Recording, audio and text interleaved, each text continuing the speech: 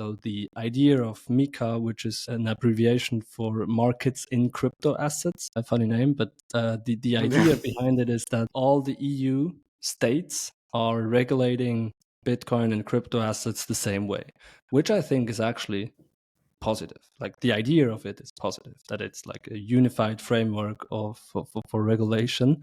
Of course, there's a lot of negative things that come always with like over-regulating something, which here is the case, and most Bitcoiners don't really like too much regulation and state activity anyway, so I can understand.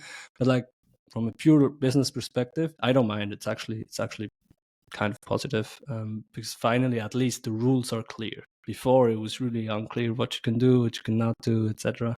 Now it will be clear, and in the end they basically copy paste whatever the SEC in the US is signaling, and they are now in the battle of finding out whether or not other cryptocurrencies like altcoins are securities. Most of them will be. They kind of have to be classified as securities just because of the nature that they have central teams that can influence the monetary policy, and they own a lot of them, and they issue coins with certain promises, etc. So it has to, they all have to be classified as securities. And then I think the EU will adopt that, which will be good for Bitcoin in the end.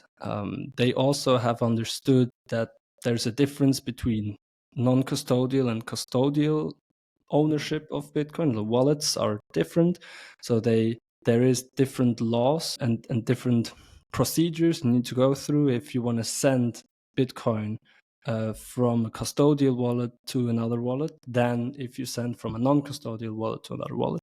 So clearly, the MiCA, while it's one regulatory framework for all cryptocurrencies, they have understood that there's differences from Bitcoin only to multi-coin approaches, and there's differences from custodial to non-custodial services, etc. And I think in the future, they will just learn and adapt the regulation accordingly, which would then hopefully be more and more favorable towards Bitcoin only and non-custodial.